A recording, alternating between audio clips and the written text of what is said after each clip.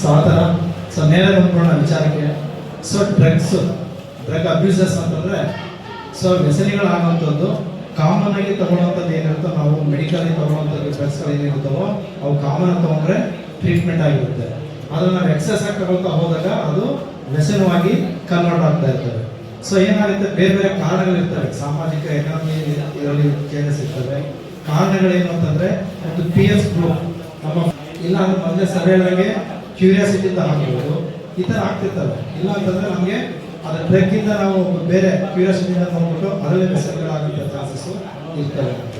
So ಪರಿಣಾಮಗಳೇನಾಗ್ತವೆ ಅಂತಂದರೆ ನಾವು drugs ತಗೊಂಡಾಗ ಅದು ನಮ್ಮಲ್ಲಿ ಹಾರ್ಮೋನ್ಸ್ಗಳು ಎಫೆಕ್ಟ್ ಆಗ್ತಿರ್ತವೆ, ಹಾರ್ಮೋನ್ಸ್ ಇಂಬ್ಯಾಲೆನ್ಸ್ ಆಗ್ತಿರ್ತವೆ. ನಮ್ಮಲ್ಲಿ ಕಾರ್ಟಿಸಾಸ್ ಹಾರ್ಮೋನ್ಸ್ ಅಂತ ಇರ್ತವೆ, ಆಕ್ಸಿಟಾಕ್ಸಿನ್ ಹಾರ್ಮೋನ್ಸ್ ಅಂತ ಇರ್ತವೆ. ಇವು ಸ್ಟಿಮ್ಯುಲೇಟ್ ಮಾಡ್ತಿರ್ಬೋದು. ಸೊ ಹಂಗಾಗಿ ಇಲ್ಲಿ ಏನಾಗ್ತಿರ್ತವೆ, ಬೇರೆ ಬೇರೆ ಟೈಪು ಡ್ರಗ್ಸ್ಗಳು ಇದಾವೆ. ಒಂದು ಡಿಪ್ರೆಸೆಂಟ್ ಅಂತ ಹೇಳ್ತಿರ್ತೀವಿ. ಡಿಪ್ರೆಸೆಂಟ್ಸ್ ಅಂತಂದ್ರೆ ಏನಂದ್ರೆ, ಈಗ ನೀವು ಬೇರೆ ಏನಾದ್ರು ಮೆಡಿಕಲ್ ಶಾಪ್ಗಳಲ್ಲೆಲ್ಲ ಹೋದಾಗ ಸಾಕಷ್ಟು ನೋಡಿರ್ತೀರಿ, ಮಾತ್ರೆಗಳು ಯಾವುದು ನಾವು ನಿದ್ದೆ ಮಾಡ್ಲಿಕ್ಕೆ ಮಾತ್ರೆ ತಗೋತೀವಲ್ಲ ಅದನ್ನೇ ಜಾಸ್ತಿ ತಗೊಂಡ್ರೆ ಅದು ಅಬ್ಯೂಸ್ ಆಗ್ತಾ ಇರುತ್ತೆ. ಮತ್ತೆ ಕೆಮ್ಮು ಮಾತ್ರೆ ಕೇಳಪ್ಪ ಈ ಕಡೆ ಕೇಳ ಈ ಕಡೆ ಸ್ವಲ್ಪ ಒಂದು 10 ನಿಮಿಷ ಅವನು ರೆಡ್ ಕಲರ್ ಬಕ್ಕತ್ತಿಲ್ಲ ಕೆಳಗಡೆ ಕಡೆ ನಿನ್ ಜೊತೆ ನೀನು ಆಗಿದೆ.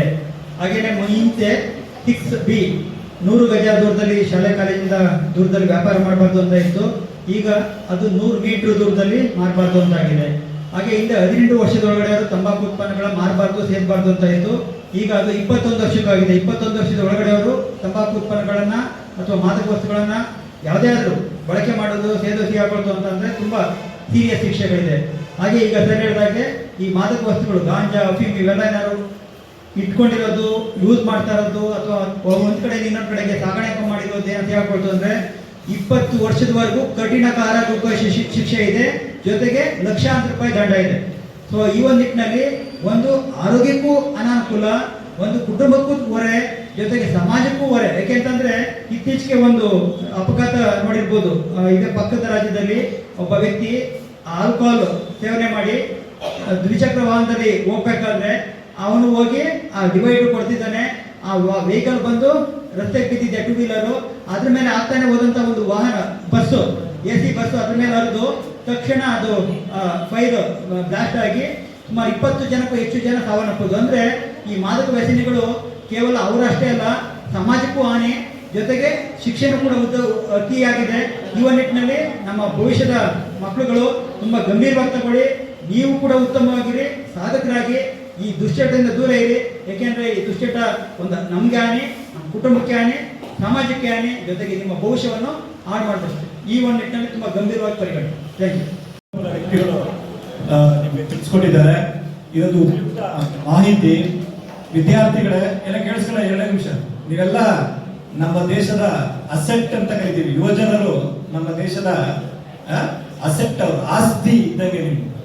ನಿಮ್ಮನ್ನ ಸರಿದಾರಿಗೆ ಕರ್ಕೊಂಡು ಹೋಗ್ಬೇಕಾದ್ರು ಮತ್ತೆ ನಿಮಗೆ ದುಶ್ಚಟಗಳ ಬಗ್ಗೆ ಅರಿವನ್ನು ಮೂಡಿಸಕ್ಕಂತ ಕರ್ತವ್ಯ ನಮ್ದಾಗಿರ್ತದೆ.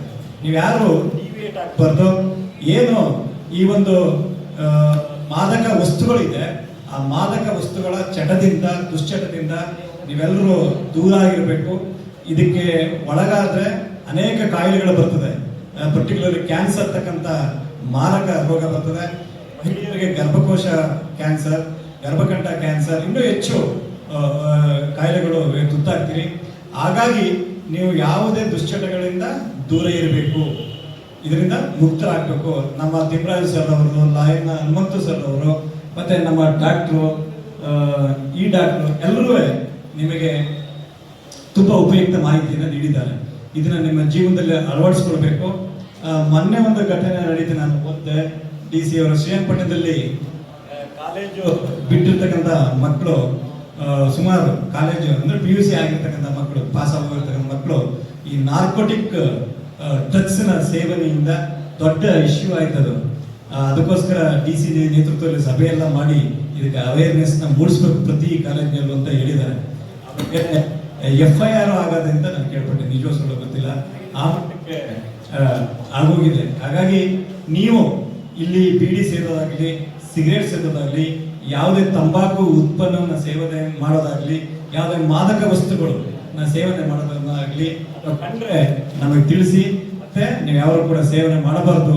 ಈ ಕಾರ್ಯಕ್ರಮದ ಉಪಯೋಗವನ್ನು ನೀವೆಲ್ಲ ಪಡ್ಕೊಳ್ಬೇಕು ಅಂತ ಈ ಸಂದರ್ಭದಲ್ಲಿ ಹೇಳಿ